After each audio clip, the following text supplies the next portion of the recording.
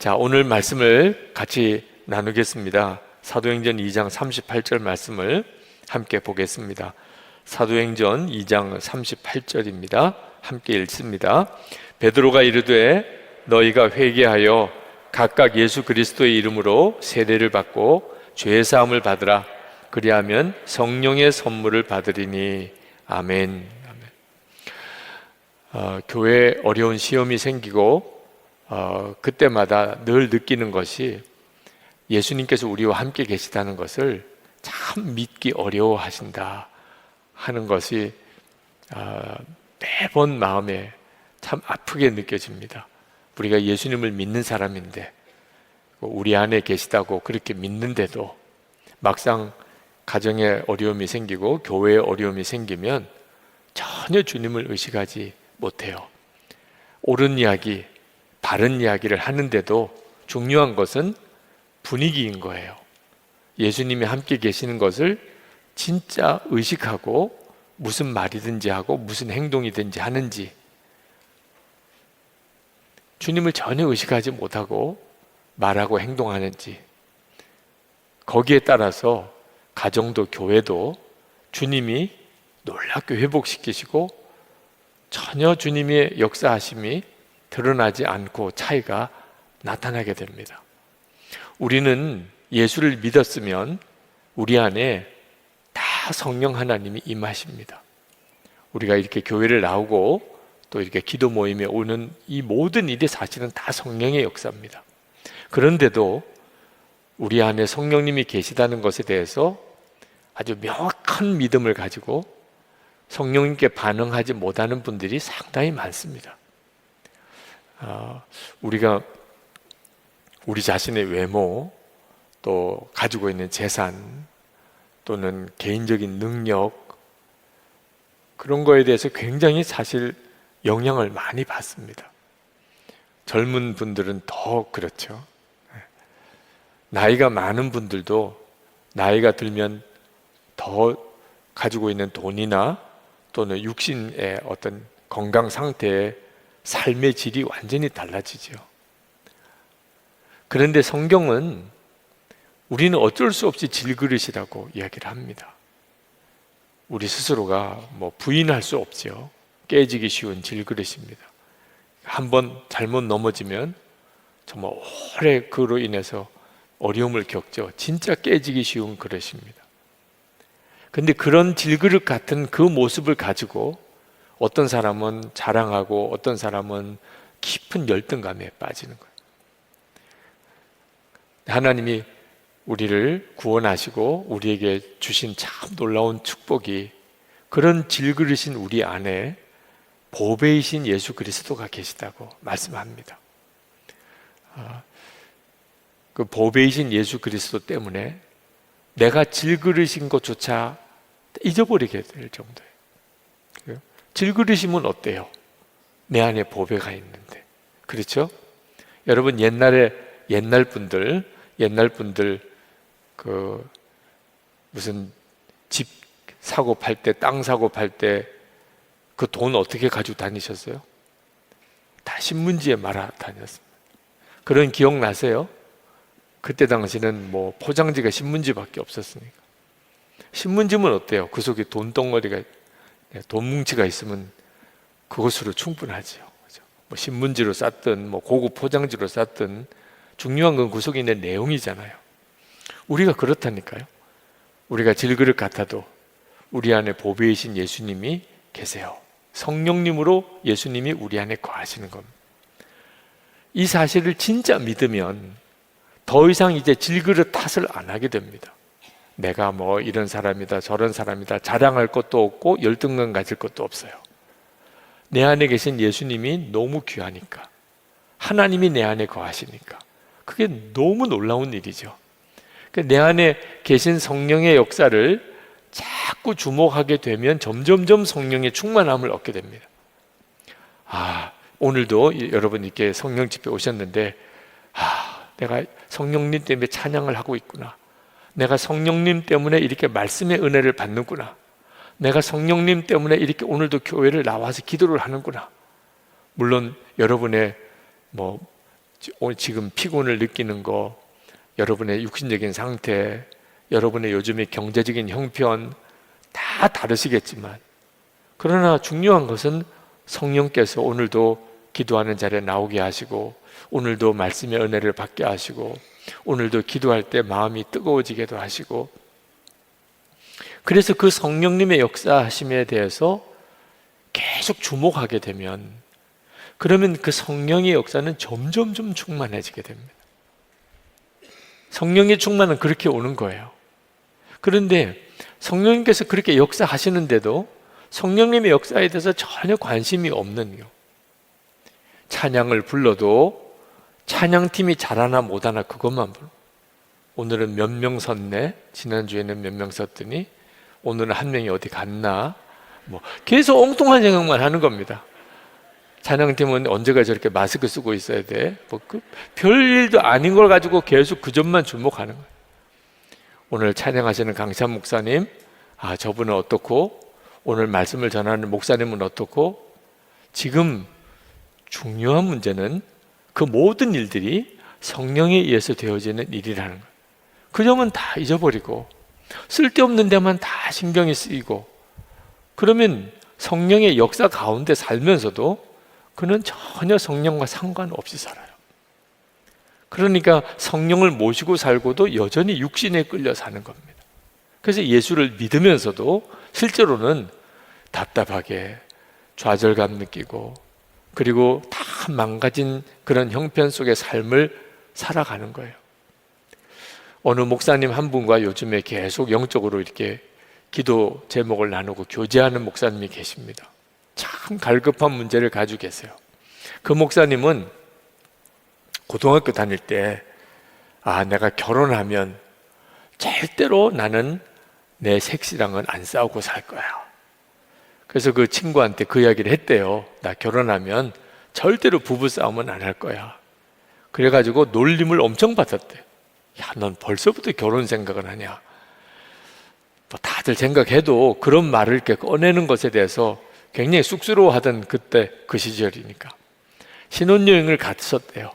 신혼여행을 가서 이제 택시를 타고 가는데 운전기사님한테 뒤에서 우리는 절대로 안 싸우고 살 거예요.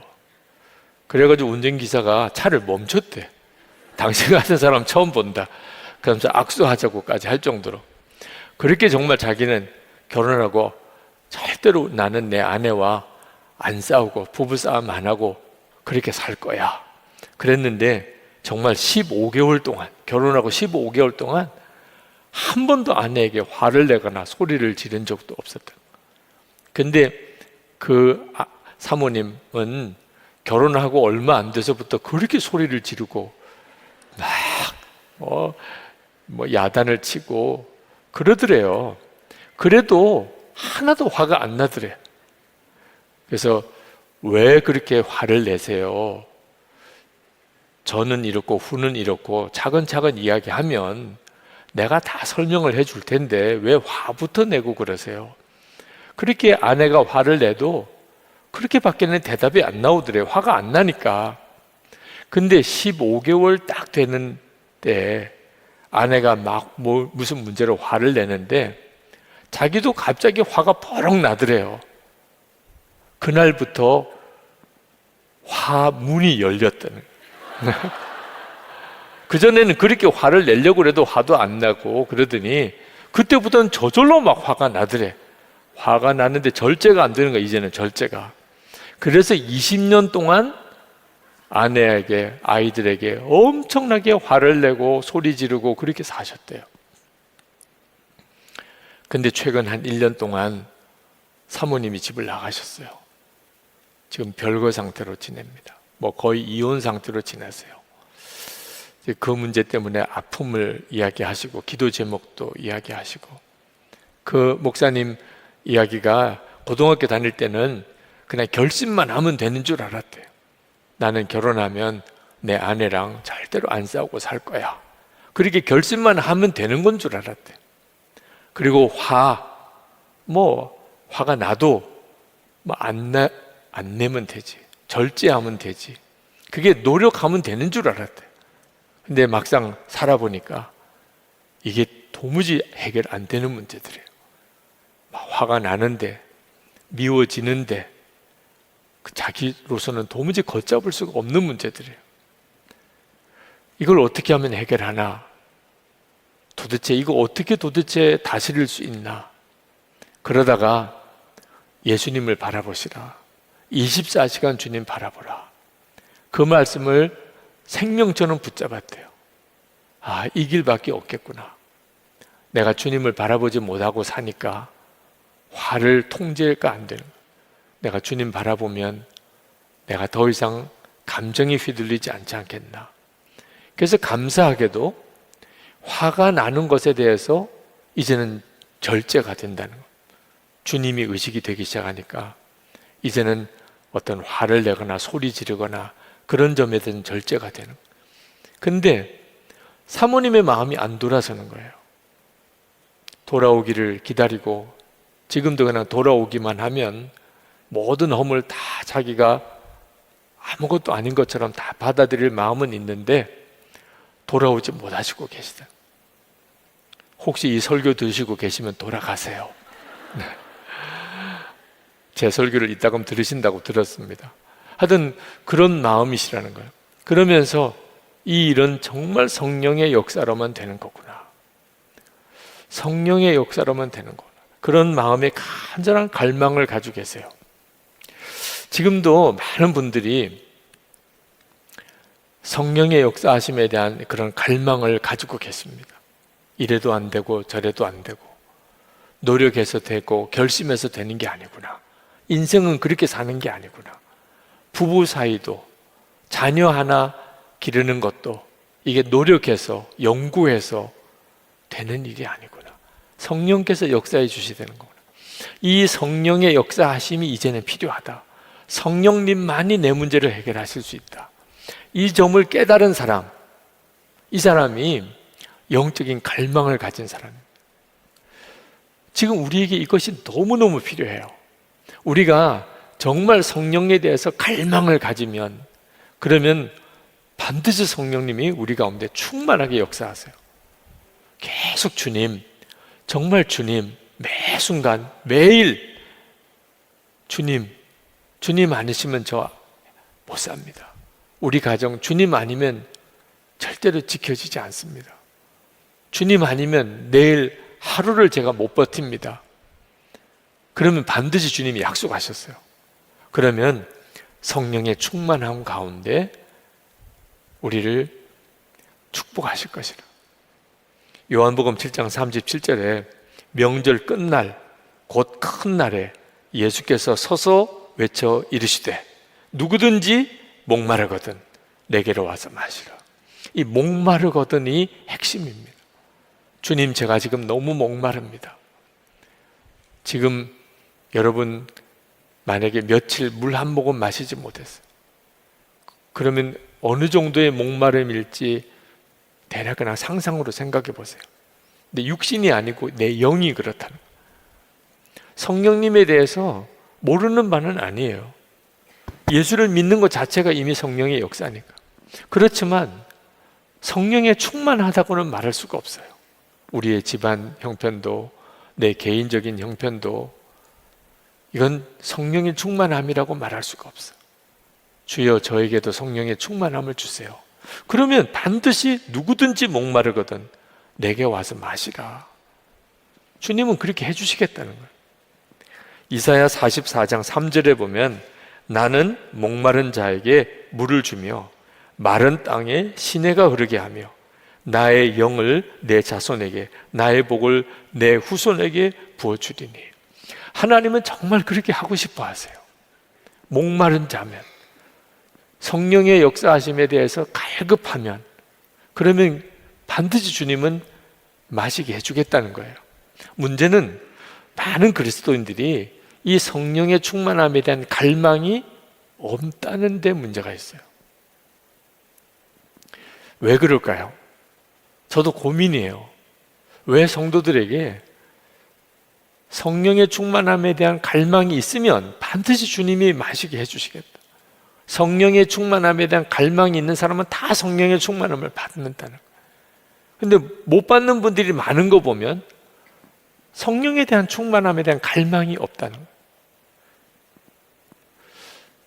저는 그렇게 마음에 느껴져요. 성령의 충만함이 있는 성도가 너무 적으니까, 그러니까 성령에 충만한 사람을 거의 못 보고 사는 거예요. 그러니까 성령 충만하지 않는 성도가 정상인 거예요. 그런 사람들이니까 거의 대부분 다. 성령에 충만한 사람을 보는 것은 아주 희귀한 일이 되어버렸어요. 자, 여러분의 가족이나 친척 중에, 또는 여러분이 속해 있는 교회 공동체 속회나 또는 선교회나 여러 섬기는 사역팀 안에, 또는 여러분의 직장이나 일터 주변에서 정말 성령에 충만한 사람이 얼마나 되나요? 누구를 꼽을 수 있나요? 참 찾아보기 어려워요. 그래서 우리 안에 성령의 충만함에 대한 갈망이 없는 거예요. 다 성령에 충만한데 나만 성령 충만하지 못해요. 그러면 그 사람은 견딜 수 없을 거예요. 왜 나에게는 성령의 충만함이 없을까? 그런데 성령 충만하지 않은 사람이 너무 많은 겁니다. 그래서 자기도 성령의 충만함을 받아야 되겠다는 마음이 너무 약한 거예요. 목마름이 없는 거죠. 성령 충만함 못 받으면 뭐 다음 주에 주시나 봐, 다음 달에 주시려나 봐. 그렇죠? 성령의 충만함을 오늘 밤에 실제로 경험이 안 되는데도 그냥 시간 되면 가잖아요. 목마름이 아닌 거예요. 네. 오늘도 주시려나? 아유, 오늘도 역시나구나. 그냥 그렇게 가는 거예요. 왜? 그게 자연스러웠으니까. 성령의 충만함에 대한 마음의 갈망이 우리를 성령의 충만함으로 이끄는데 가장 중요한 것이 성령 충만한 사람이 너무 드물게 되었다는 거죠. 이게 바로 저의 마음의 안타까움이에요. 이게 부흥이 사라진 시대의 고통입니다. 하나님께서 우리 가운데 성령의 충만한 역사들이 계속 일어나게 하시면, 그러면 성령의 충만한 역사는 급속도로 커지기 시작해요. 선한목자교회 우리 각 교구별로, 지역별로, 속회별로 성령의 충만한 사람이 한 분씩 이렇게 나오기 시작하면, 그러면 금방 전체가 뜨거워지기 시작해요. 저는 여러분들이 그 중에 그 불씨 역할을 할 수 있게 되기를 축복합니다. 오늘 하나님 앞에, 하나님, 제 주변에는 성령에 충만한 사람이 별로 눈에 안 띄입니다. 주님, 그렇지만 저를 불씨로 사용해 주세요. 저를 보고 우리 가족들이, 친척들이, 저를 보고 우리 교우들이, 직장 동료들이, 이웃 사람들이 성령의 충만함을 나도 주세요. 이런 기도가 나오게 해주세요. 저는 어릴 때 목사 아들로 자라서 목사가 됐지만 사실 성령의 충만한 체험을 어릴 때 해보지를 못했어요. 교회에서 겪는 일들로 인해서 마음에 여러 가지 힘들고 어려운 일이 많았기 때문에 저는 교회 생활이 편안하지가 않았습니다. 아예 교회 바깥에 있으면서 주일이면 또는 뭐 성경 공부하는 시간에나 또는 뭐 수련회나 또는 뭐 부흥회나 그렇게 이렇게 교회를 왔으면 혹시 은혜에 대한 갈망이 일어났을지도 모르겠어요. 항상 교회에서 살았습니다. 그러다 보니까 그 교회 안에 일어나는 여러 가지 크고 작은 시험들, 다툼들, 싸움들 늘 교회 안에서 보고 자랐어요. 제 마음속에 이런 은혜에 대한 어떤 뜨거운 갈망이 딱 트여질 수가 없었어요. 그런데도, 그런 가운데도 제 어린 시절에 그 한국교회 부흥의 끝자락입니다. 1960년대, 70년대 그때 정말 기도 많이 하는 분들이 있었어요.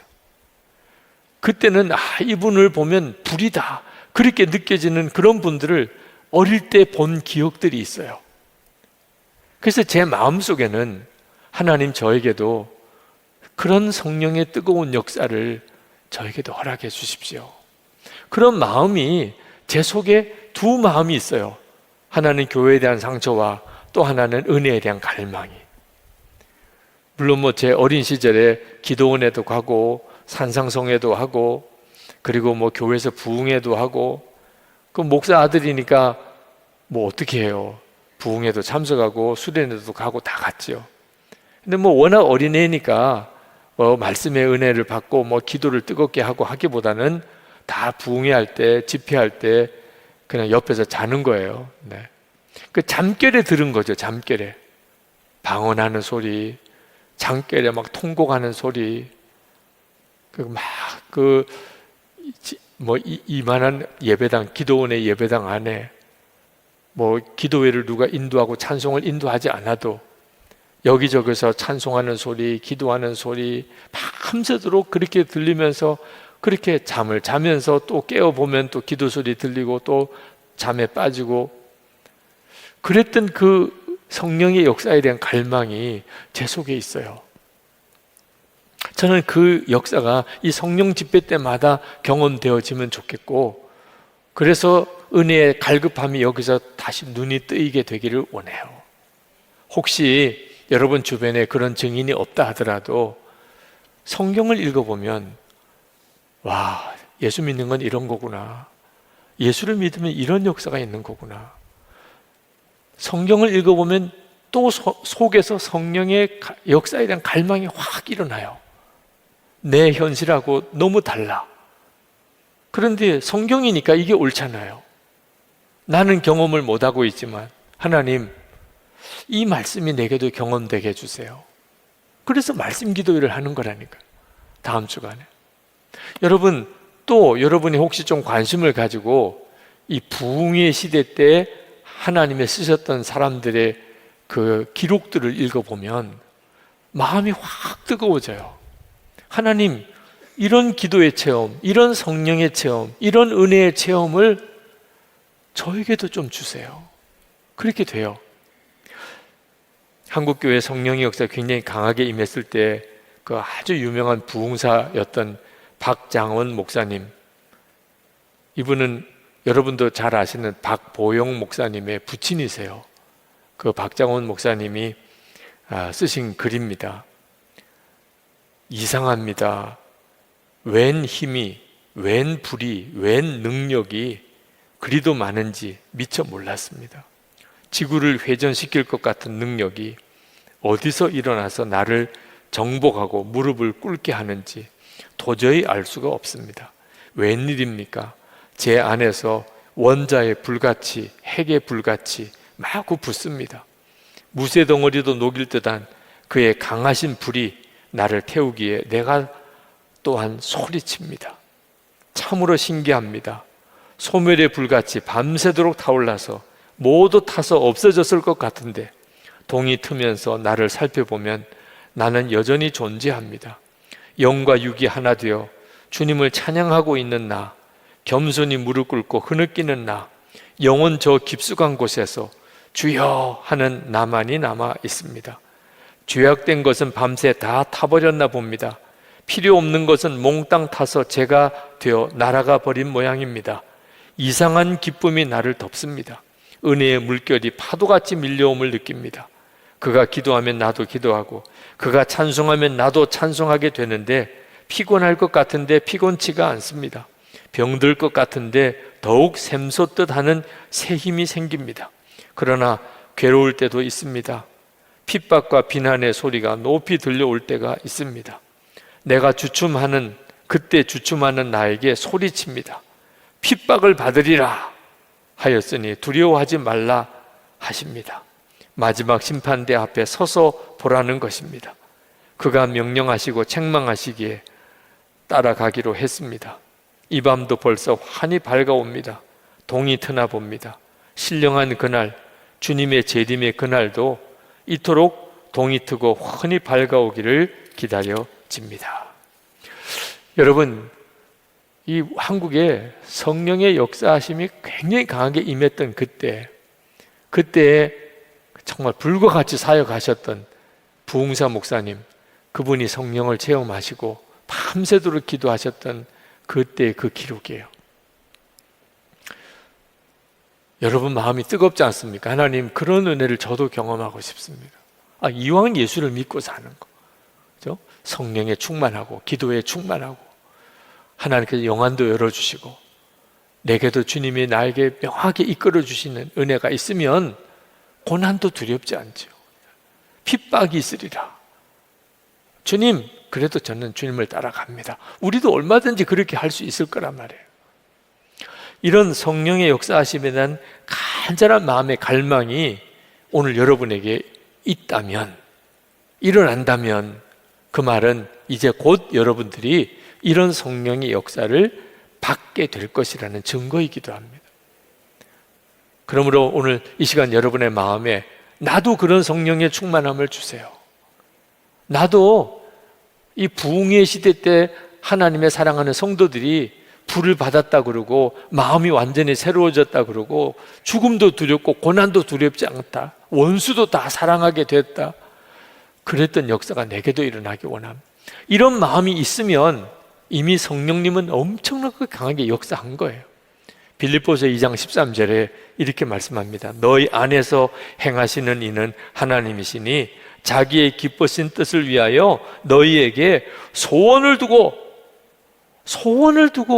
행하게 하시나니. 그러니까 여러분의 마음에 소원이 일어나는, 세상 사람은 도무지 가질 수 없는 소원이에요. 세상 사람이 성령 충만함을 받기를 소원하겠습니까? 근데 내 마음속에는 성령의 충만함을 받고 싶어요. 그저 성령님 모시고 사는 정도가 아니고 이제는 성령님으로 살고 싶어요. 그러면 그 은혜를 받을 때가 아주 가까운 거예요. 이미 그런 소원을 주시는 분이 하나님이시니까. 할렐루야. 오늘 이 밤에 여러분이 하나님의 역사를 정확하게 딱 붙잡게 되기를 축복합니다. 성령께서 내 속에 임하시는 증거를 볼 줄 알아야 돼요. 그래야 우리가 계속 성령님을 주목하고 살게 됩니다. 성령님이 내 속에 역사하시는데도 그 증거를 정확하게 못 붙잡으면, 그러면 하루 종일 왜 주님은 내게 역사 안 하시나요? 그렇게 살게 돼요. 여러분 안에 성령이 임하시고 여러분에게 성령께서 역사하시는 가장 중요한 증거는 사도행전 2장 38절 오늘 읽은 본문의 말씀, 베드로의 말이에요. 성령 받은 제자들을 보고 예루살렘 주민들이 아주 놀라서 모여들었습니다. 그때 그 예루살렘 주민들에게 베드로가 이렇게 이야기를 합니다. 베드로가 이르되 너희가 회개하여 각각 예수 그리스도의 이름으로 세례를 받고 죄 사함을 받으라. 그리하면 성령의 선물을 받으리니. 오늘 이 말씀을 있는 그대로만 보면 먼저 회개하고 그리고 예수를 믿고 세례를 받고 그리고 죄 사함을 받으면 성령을 선물로 받을 거다, 이런 순서로 읽어집니다. 근데 실제로는 내용상으로는 그런 게 아니에요. 이미 회개하고 성령의 역사입니다. 예수를 믿어 세례받고 성령님이 역사 안 하면 이렇게 될 수가 없어요. 그리고 죄 사함을 받고 그리고 성령을 선물로 받는 게 사실은 다 동시에 일어나는 일이에요. 자, 여러분 안에 계신 성령께서 하시는 일을 영적으로 정확하게 분별하고 말씀으로 분별해야 돼요. 이것이 성령의 역사구나. 성령님이 지금 내 안에도 역사하고 계시는구나. 가장 확실한 근거가 되는 말씀이 이 말씀이에요. 예언을 하고 방언을 하고 능력이 나타나고 은사가 나타나고, 그래도 아직 그게 진짜 성령의 역사라고 단정하기 어려워요.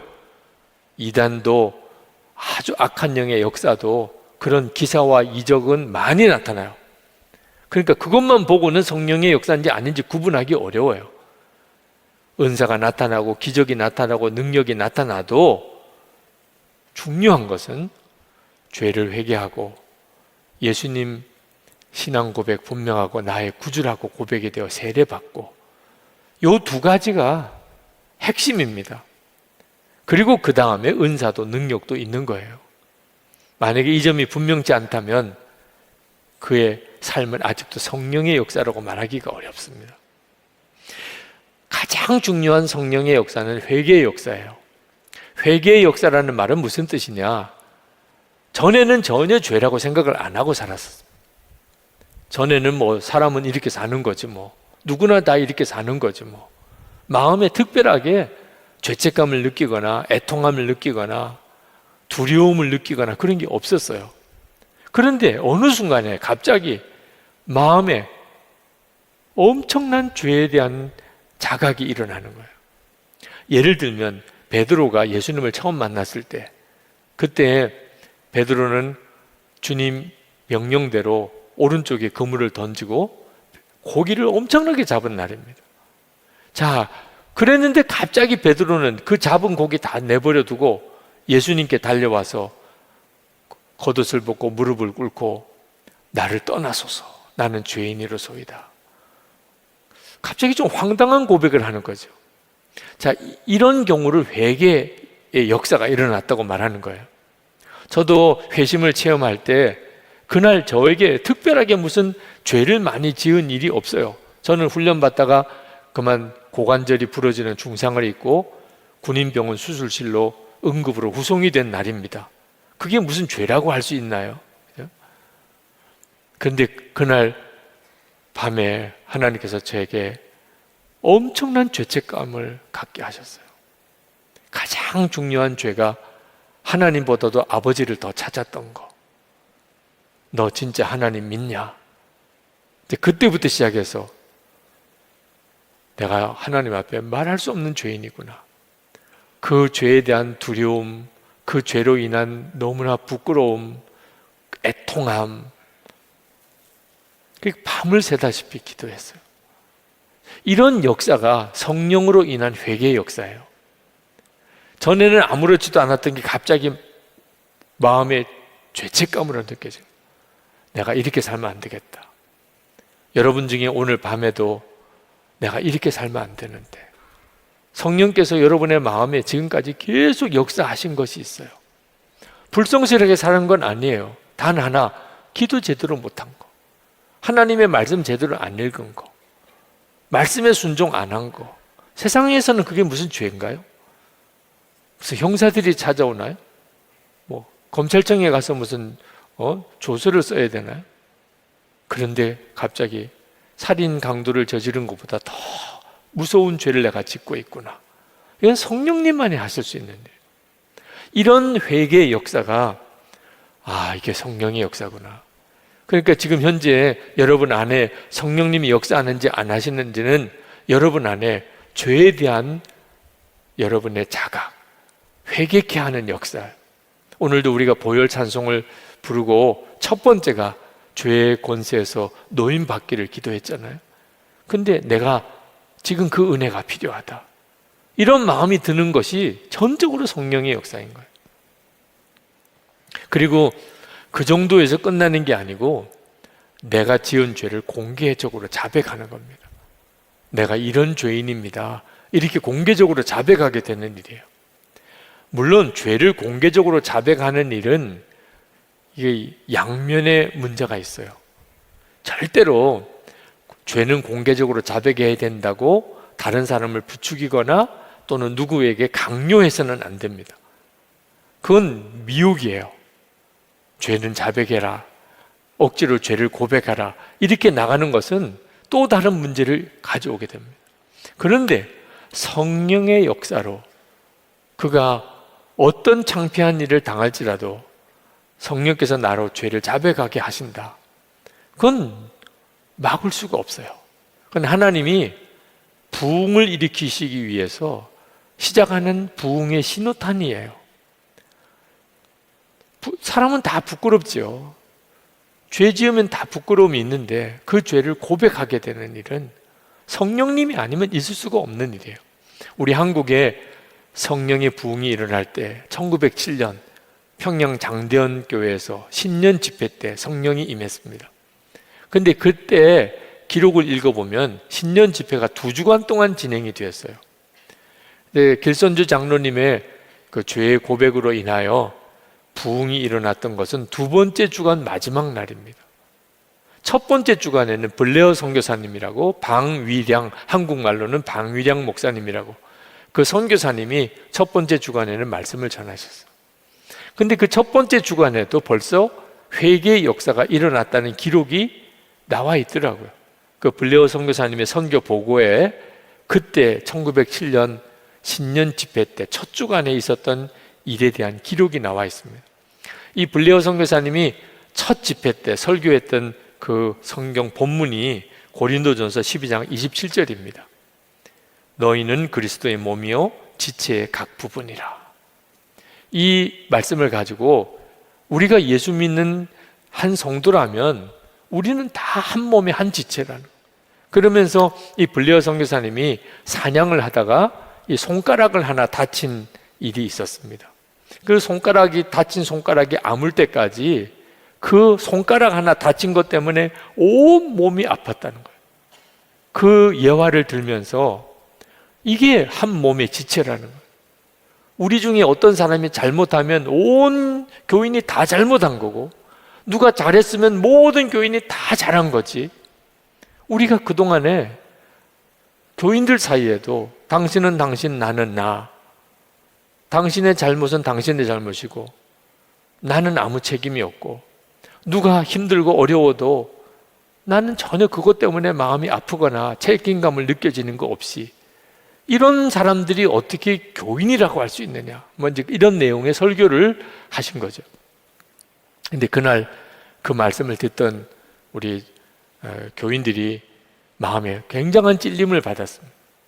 그동안에 나는 뭐 술 마시고 도적질하고 노름하고 이런 것만 죄인 줄 알았는데, 교인들 서로 사이에 문제가 있는 교인 내가 품어주고, 어려움이 있는 교인 나도 같이 아파하고 도와주고 섬겨주고, 우리가 한 몸이 되지 못한 것이 이게 큰 죄구나. 그걸 이제 목사님의 말씀을 통해서 한국교회 교인들이 너무나 마음의 애통함을 가졌어요. 같은 교인들끼리 그렇게 서로 싸우고 살았어요. 그러면서도 그게 잘못인 줄 몰랐어요. 그리고 이제 기도 시간에 어느 한 분이 너무 마음이 아픈 마음을 가지고 기도하는 장로님 옆에 가서 쭈뼛쭈뼛 섰습니다. 근데 옆에서 이제 기도하는 분들이 요즘처럼 이렇게 의자를 하고 예배 드린 게 아니고 다 마루바닥에 기도하던 시절인데, 누가 와서 그 기도하는 장로님 옆에서 무슨 말을 하니까 옆에 기도하는 사람은 다 듣게 될 거 아니겠습니까? 그분이 그 장로님에게 울먹이면서 그렇게 고백을 했어요. 장로님, 용서해 주세요. 저 그동안 장로님 미워하고 있었어요. 그래서 저 장로님에 대해서 나쁜 말 퍼뜨린 적도 있었습니다. 저를 용서해 주세요. 회개의 역사가 일어나기 시작한 거예요.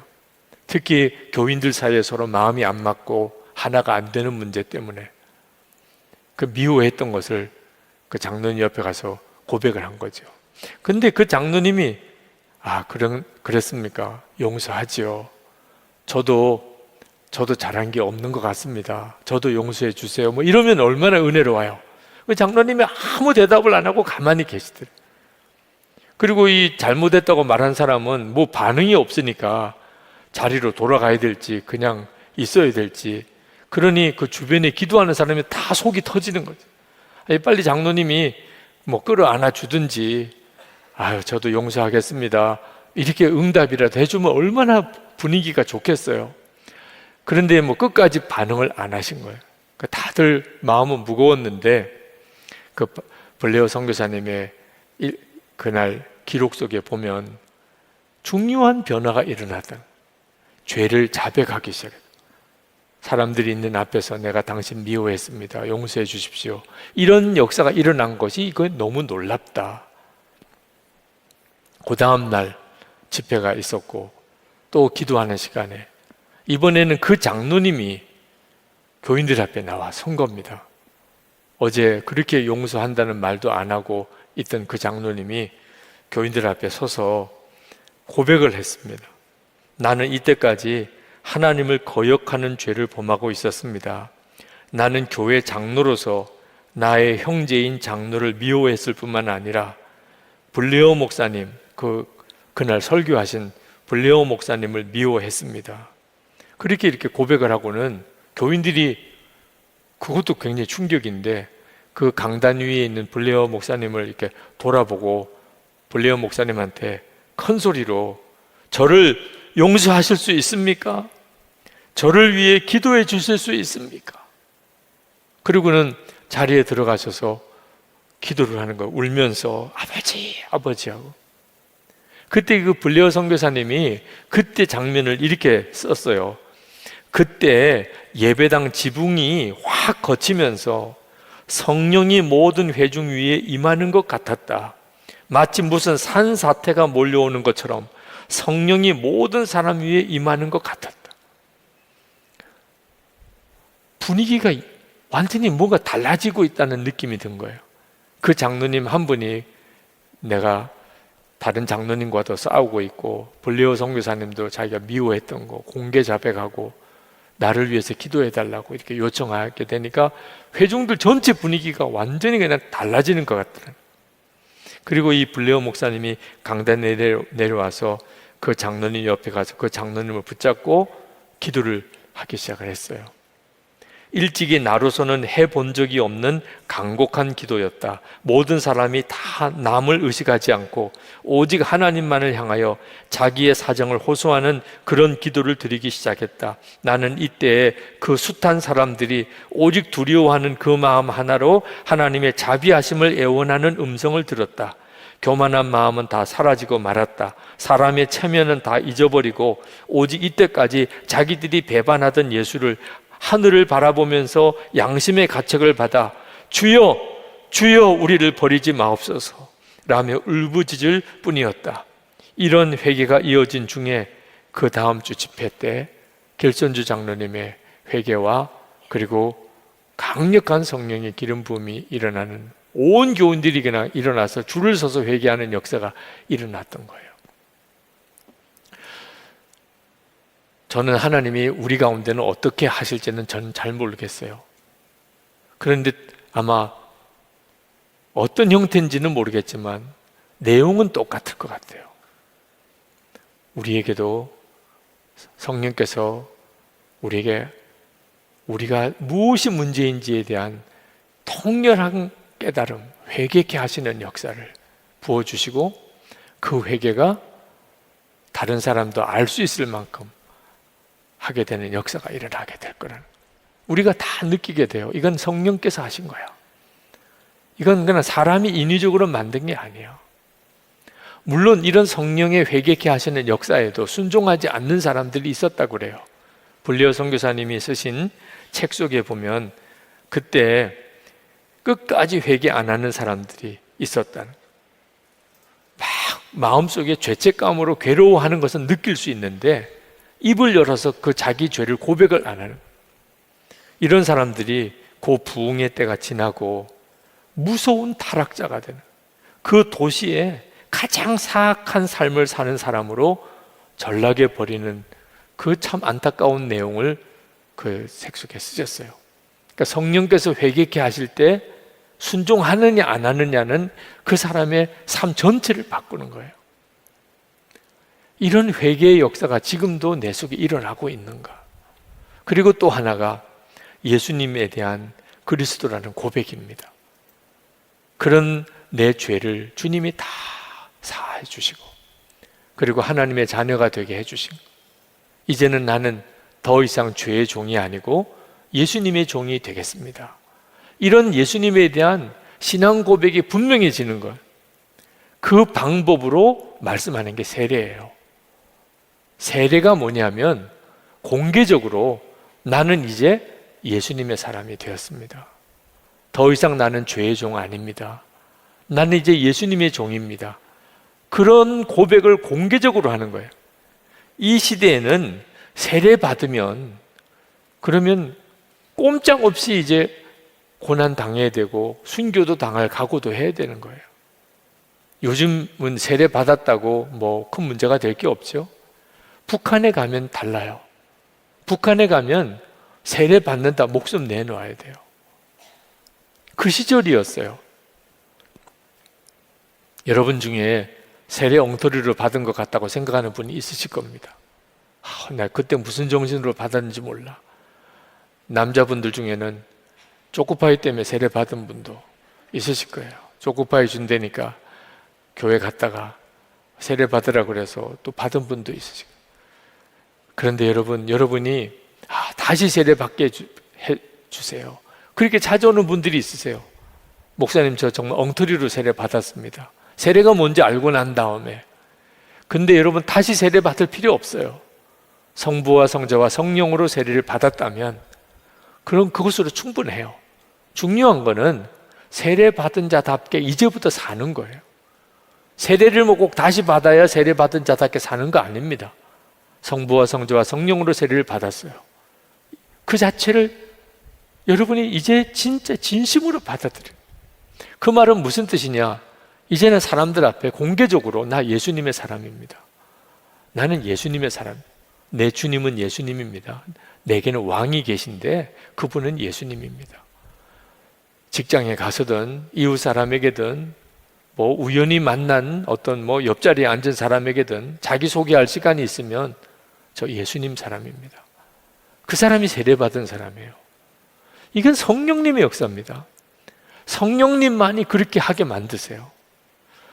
내 죄에 대해서 깨닫는 거, 그걸 사람들 앞에 솔직하게 정직하게 고백하는 거, 그리고 예수님이 내 생명이시고 내 주님이신 것을 분명히 믿어지고 그걸 사람들 앞에 시인하는 거, 어떤 손해를 보더라도 이 두 가지가 지금도 여러분 안에 역사하고 계시는 성령님이 증거예요. 존 뉴턴이 노예 상인이었다가 그가 복음 전도자가 됐잖아요. 나이가 많으니까 자기가 했던 말도 잊어버려요. 설교하다가 말이 똑같은 말만 계속 반복해요. 아까 했던 걸 잊어버리고. 그때 그분이 그런 이야기를 해요. 내가 지금 너무 건망증이 심합니다. 내가 무슨 말을 했는지 잊어버릴 때도 많습니다. 그러나 내가 잊어버리지 않는 게 딱 두 가지가 있는데 내가 무서운 죄인이었다는, 그리고 두 번째는 그런 나를 하나님이 사랑하시고 예수님을 통하여 나를 구원해 주셨다는, 이 두 가지만큼은 나는 절대 잊어지지 않습니다. 이 사람이 성령의 사람인 거예요. 내가 말할 수 없는 죄인이었다. 두 번째는 그런 나를 하나님이 너무나 사랑하셔서 독생자 예수 그리스도를 통하여 구원해 주셨다. 이 두 가지를 분명히 믿고, 그리고 그 역사가 여전히 여러분 안에 일어나고 있으면 지금 여러분은 성령의 사람이에요. 그 성령의 역사를 계속 기억하고 또 기억하고 주목하고 또 주목하면 그 다음 단계가 성령의 충만한 단계로 여러분이 다 경험하게 돼요. 그렇게 되기를 정말 소원합니다.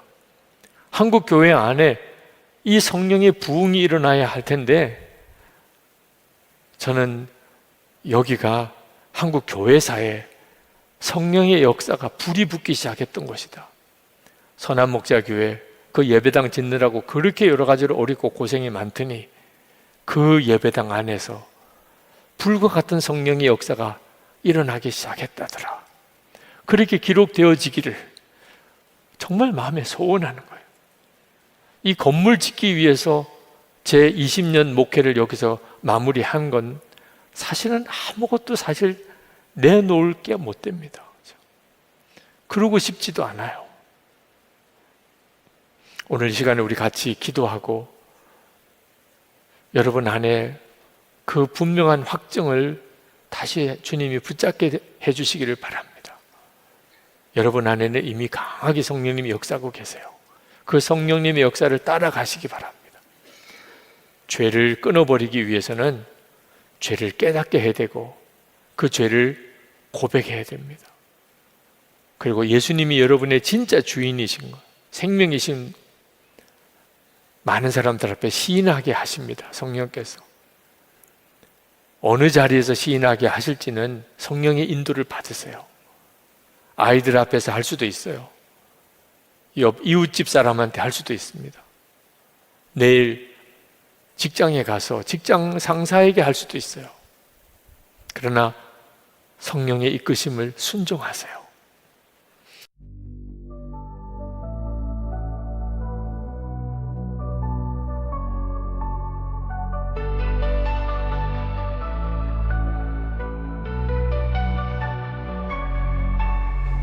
Whispers in the night, soft and out of sight. Moonlight paints the ground.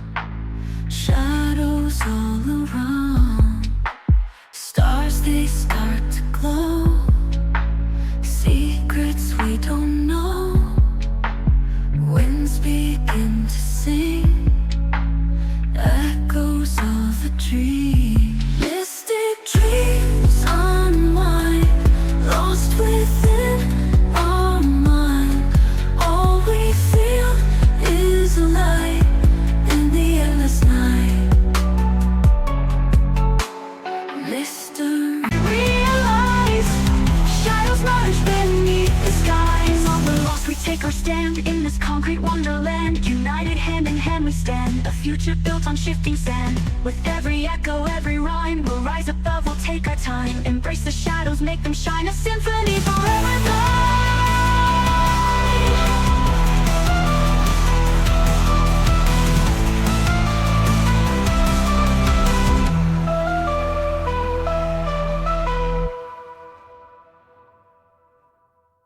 No longer lost, we take our stand in this concrete wonderland. United hand in hand we stand, a future built on shifting sand. With every echo, every rhyme, we'll rise above, we'll take our time.